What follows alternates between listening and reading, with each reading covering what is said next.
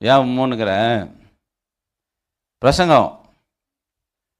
ஆனால் ஒரு உண்மையான நட்பு இன்னும் அடியடிச்சால நாத்தான் தாவீத என்ன மாதிரி தண்டனை பற்றி சொன்னான் பாருங்க, அப்படியே லிஸ்ட்டு கொடுத்தான் பாருங்க.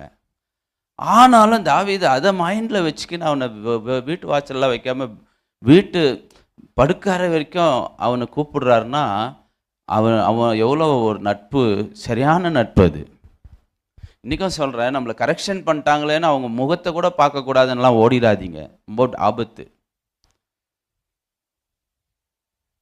புரியுதா?